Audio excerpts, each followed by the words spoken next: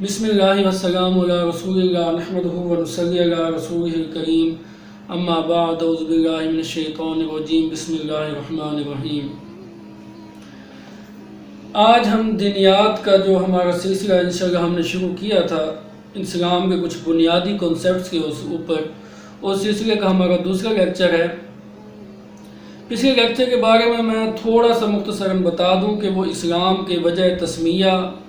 اور اسلام کا جو نام ہے اس میں اور باقی جو مذاہب ہے دنیا میں اس کے نام میں کتنا فرق ہے اور یہ کیوں نام رکھا گیا اور کائنات کی ہر چیز کس طرح فطرتاً مسلمان ہے، اس پر ڈسکشن کی تھی۔ انشاءاللہ آج ہم انسانیت کی دو حالتیں، کفر کی حقیقت اور کفر کے نقصانات پر بات کریں گے۔ انسان کی جو پہلی حالت ہے دنیا میں ہر انسان کی، وہ یہ ہے کہ وہ 50% مسلمان ہے، وہ فطرتاً مسلم پیدا ہوا ہے، اسلام میں داخل ہے۔ اب جب وہ انسان اپنی اختیارات کے اندر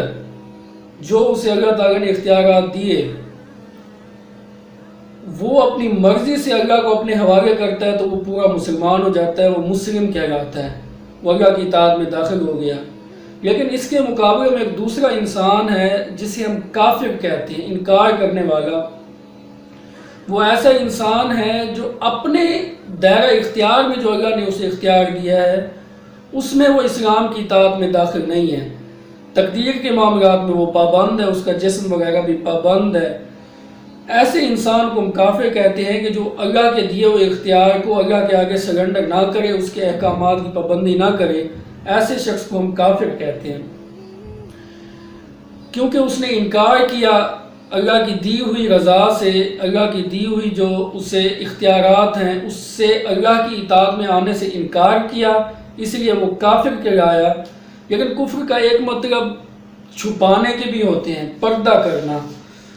ایسا شخص چاہتے ہوئے یا نہ چاہتے ہوئے اپنی جبلت انسٹنکٹ پر ایک پردہ ڈال رہا ہوتا ہے۔ وہ کائنات کو دیکھتا ہے، نظام کو دیکھتا ہے، اسے جو دعوت پہنچتی ہے مسلمانوں کی طرف سے یا اہل حق کی طرف سے، اس کا جو جسم ہے، اس کا جو عقل ہے، اس کی ہر چیز اس کو اپیل کر رہی ہوتے ہیں مسلمان ہونے میں، لیکن وہ کسی نہ کسی طرح اس پہ پردہ ڈال رہا ہوتا ہے اور اس سے مسلسل انکار کرتا ہے، اس لیے ہم ایسے شخص کو کافر کہتے ہیں۔ اس کے بعد کفر کی نقصانات کا اگر ہم جائزہ لیں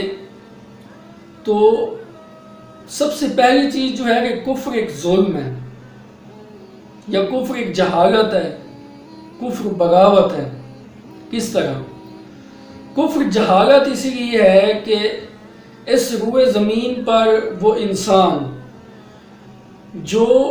اللہ کے دیے ہوئے اختیارات میں سے اللہ کی اطاعت نہیں کر رہا، وہ اس طرح جہالت میں پڑا ہوا ہے کہ وہ ایک ایک چیز کائنات میں امپریس ہوتا ہے۔ وہ میڈیکل سائنس سے امپریس ہو رہا ہے، وہ فزکس، کیمسٹری، بایو، ہر چیز کی جو دنیا میں انقلاب ہوئی ہے، ڈیولپمنٹ آیا، انجینئرنگ کا انقلاب آیا ہے، اس سے وہ امپریس ہو رہا ہے اور وہ ایک ایک چیز توجیہ بیان کرتا ہے کہ سائنس نے ایسے ایسے ایسے ترقی کی۔ لیکن اس کے مقابلے میں جو اس کے اراؤنڈ اتنی بڑی یونیورس کام کر رہی ہے وہ اس کو ماننے سے انکار کر رہا ہے کہ کوئی اس یونیورس کا بھی کریٹر ہے۔ وہ جان بوجھ کے اپنے آپ کو دھوکے میں مبتلا کر رہا ہے۔ وہ علم جو اللہ نے اسے دیا تھا اور اس کا مائنڈ گواہی دینے کو جو تیار بھی ہوتا ہے، لیکن پھر وہ اپنے آپ کو ایک دھوکے میں ڈالتا ہے کہ نہیں یہ سب کچھ خود بخود ہو رہا ہے۔ یہاں میں حوالہ دوں گا رچرڈ ڈاکنز جو بڑا ایتھیسٹ تھا، ایتھیسٹ کا آپ اسے امام کہہ سکتے ہیں۔ وہ اکثر کہا کرتا تھا کہ جب میں پیکاک، مور کو دیکھتا ہوں تو مجھے بخار ہو جاتا ہے، کہ جب مور اس طرح اپنے آپ کو اس نے پھیلایا ہوتا ہے، وہ جو جوبن میں ہوتا ہے مور جو آپ سب جانتے ہیں، دیکھی ہیں سب نے ایٹ لیسٹ پکس، تو کہتے ہیں میں اس کا جو ڈیزائننگ اور پینٹنگ دیکھتا ہوں میں حیران ہوتا ہوں کہ وہ مور نے اس طرح کیسے، مور خود بخود یہ کیسے ہو سکتا ہے؟ کیا مور وہ اس کا کریٹر ہے؟ اس کو تو پتہ نہیں ہے کہ یہ کیسے ہو گیا ہے۔ تو اس طرح جو انسان اس بڑی جہالت میں پڑا ہوا، اس کائنات کا سب سے بڑا علم، جو علم کا آپ کہتے ہیں سرا، وہ دنیاوی علم، mathematics, chemistry, physics, bio, algebra, ان چیزوں میں پڑا رہا، لیکن وہ ایسا جاہل رہا کہ جو اصل علم تھا اس سے اس نے اپنا دھیان ہٹائے رکھا، اس سے انکار کیا اور اس سے اپنے آپ کو پردے میں رکھا، چھپائے رکھا۔ کفر ایک ظلم ہے۔ اس پہ اگر میں بات کروں، کفر ظلم اس طرح ہے، ظلم کہتے ہیں اس چیز کو جب آپ کسی چیز سے زبردستی ایسا کام ہے جس کے لیے وہ ڈیزائن نہ ہوئی ہو۔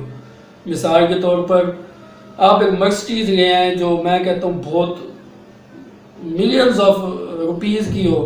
لیکن آپ اس مرسڈیز سے آپ ہل چلانا شروع کر دیں تو یہ ظلم ہوگا مرسڈیز پر، وہ چاہے جتنی مرضی مہنگی آٹومیٹک جدید مشین ہو، لیکن وہ اس کام کے لیے نہیں بنی جو آپ اس سے لے رہے ہیں۔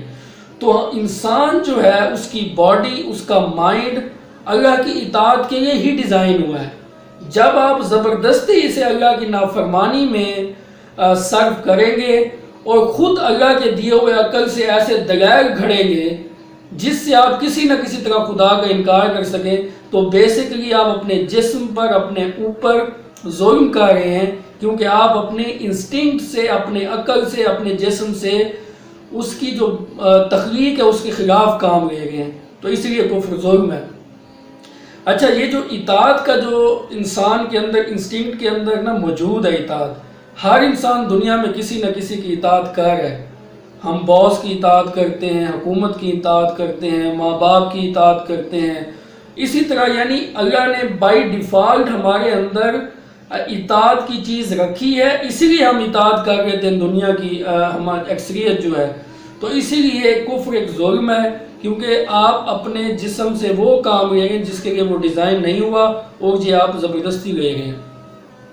اس کے بعد کفر کے بغاوت ہونے پہ ہم دلائل کچھ دیکھتے ہیں کہ کفر بغاوت کس طرح ہے۔ ہم سب جانتے ہیں کہ دنیا میں جتنی مرضی حکومتیں ہیں، گورنمنٹس کام کر رہی ہیں، ان کے ہاں بغاوت جو ہے نا، اسٹیٹ کے خلاف کام کرنا، یہ بڑا سنگین جرم ہے اور اس کی سزا پوری دنیا میں سزائے موت ہے۔ انسانیت کا کنسنسس ہے اس کے اوپر کہ جی بغاوت کی سزا تو موت ہونی چاہیے، کیونکہ اس کے بغیر کوئی سسٹم چل نہیں سکتا۔ اچھا، ہم بغاوت کس چیز کو کہتے ہیں کہ جو آپ کی اسٹیٹ ہے وہ آپ کو تحفظ دے رہی ہے، سب کچھ آپ کو دے رہی ہے، حقوق دے رہی ہے، سہولیات دے رہی ہے، اس کے بدلے جب آپ اس اسٹیٹ کے خلاف کام کریں گے تو ہم اسے بغاوت کہتے ہیں۔ یعنی آپ نے اس اسٹیٹ کے احسانات جس نے آپ کو تحفظ دیا، روزگار دیا، مواقع دیے، امن و امان دیا، اس کا شکریہ ادا کرنے کی بجائے آپ بغاوت میں اتر آئے، تو اس کی سزا اسٹیٹ کیا کرتی ہے؟ آپ کو سزائے موت دیتی ہے۔ یہ کنسنسس پوری دنیا میں بغاوت کی سزا جو ہے وہ اسٹیٹ کے خلاف سزائے موت ہے۔ لیکن اسی طرح ماں باپ کی بغاوت کا تصور بھی ہمارے یہاں موجود ہے، جو احسانات کے بدلے ماں باپ نے ہمارے اوپر کیے۔ لیکن اگر ہم اسی چیز کو اللہ کے لیے دیکھیں کہ ہر چیز لارجر اسکیل میں تو ان دی اینڈ اللہ کی دی ہوئی ہے، ہماری آنکھیں، ہمارے کان، ہمارے جسم، ایک ایک چیز ڈیزائن ہوئی ہے اور دنیا کی ہر چیز ہمارے لیے کام کر رہی ہے۔ سورج ہمارے لیے کام کر رہا ہے، چاند ہمارے لیے کام کر رہا ہے، چاروں موسم، ستارے، جن تو نہیں، باقی ہر چیز ہمارے لیے کام کر رہی ہے، اسباب پیدا کر رہی ہے۔ اگر یہ جو فائن ٹیوننگز ہیں کائنات کی، ان میں سے ایک ڈسٹرب ہو جائے، مثال کے طور پہ گریویٹیشنل سسٹم میں ڈسٹرب ہو جائے، پانی کی کیمیکل پراپرٹیز ڈسٹرب ہو جائے تو، اور یا جانور دودھ دینے سے انکار کر دیں، یا ہم جانوروں کو اتنی عقل آ جائے ہم ان کو ذبح کر کے ان کا گوشت نہ حاصل کر سکے، تو انسان کی تو ڈیتھ ہو جائے گی۔ تو ہر چیز انسان کی، اللہ تعالیٰ نے ہر چیز انسان کی خدمت کے لیے بنائی۔ اس کے بدلے اللہ نے انسان سے کیا ڈیمانڈ کیا کہ وہ اس کی اطاعت اور فرما برداری میں ہے، اور جو انسان ایسا نہیں کرے گا اس کی سزا اللہ نے ڈیفائن کر دی ہے، ہمیشہ کی جہنم۔ ہمیشہ کی جہنم ہر کافر جس نے انکار کیا جان بوجھ کر اس کے مقدر میں ہے۔ اس کے بعد کفر جو ہے وہ بلیو میں ایک نمک حرامی بھی ہے۔ اس کو آپ پچھلے دلائل میں دیکھ رہے ہیں کہ ہر چیز اللہ کی طرف سے، رزق کا انتظام، زمین جو خود بخود ہمارے لیے رزق نکالتی، اس میں ہمارا کیا کمال ہے؟ آپ نے دانہ پھینک دیا ہے کسان نے، وہ دانہ گندم بنے ہی نہ، دین واٹ، آپ کیا کر لیں گے؟ دھوپ ہی نہ نکلے، گندم سوکھے گی بھی نہیں، غلط ٹائم پہ بارشیں ہوتے رہیں، طوفان آتے رہیں، اور یہ چیز چھوٹے اسکیل پہ اللہ ہمیں دکھاتا ہے، ہمیں تنبیہ دینے کے لیے چھوٹے چھوٹے عذاب، لیکن بڑے اسکیل پہ اگر یہ سب ہو جائے تو آپ بتائیں کیا انسانیت قائم رہ سکتی ہے؟ تو اس کا مطلب ہے ہم اللہ کے ہی سسٹم کے تحت رزق حاصل کر رہے ہیں اور پھر اس کا سب سے بڑا جو شکر ہے مسلمان ہونا، اس کی اطاعت، اس کے فرما برداری میں آنا، وہ نہ کریں تو یہ نمک حرامی ہے۔ اور آخر میں تھوڑا سا کفر کے نقصانات کے اوپر بات کر دوں فائنلی، کہ جو کفر ہے نا، اس کا بیسیکلی اللہ کو کوئی نقصان نہیں ہے۔ اللہ نے یہ کائنات ہمارے لیے بنائی ہے، جو شخص ٹیسٹ دے گا پاس ہوگا تو اسی کا فائدہ ہے، فیل ہوگا تو اللہ کی اتنی بڑی کائنات ہے، پوری دنیا میں جن و انس کے علاوہ کائنات میں ہر مخلوق اس کی اطاعت کے مطابق کام کر رہی ہے۔ فرشتوں کی تعداد اتنی ہے کہ کوئی امیجن نہیں کر سکتا، اور 20 ملین سپیشیز تو اب تک دریافت ہو چکی ہے۔ 20 ملین سپیشیز، جیسے گھوڑا ایک سپیشی ہے، انسان ایک سپیشیز ہے، پھر ایک سپیشی آگے بلینز ہیں، ایون حشرات اتنے ہیں کہ آپ کاؤنٹ ہی نہیں کر سکتے کتنے ہیں۔ تو یہاں سے آپ اندازہ لگا لیں اللہ کو بیسیکلی کوئی نقصان نہیں ہے اگر کوئی انسان اس کی اطاعت قبول نہیں کرتا۔ بیسیکلی یہ ہمارا ٹیسٹ ہے، تو اللہ نے ہمارے ٹیسٹ کے لیے یہ سسٹم چوز کیا ہے، ہمیں عقل دی ہے، اور اس عقل کے مطابق تمام بڑی بڑی نشانیاں ہمارے ارد گرد رکھ دیں تاکہ ہم اس کو نشانیاں دیکھ کے اللہ کی اطاعت میں آئیں، اور پھر اس نے اپنے پیغمبر بھیجے، احسانات کیے۔ تو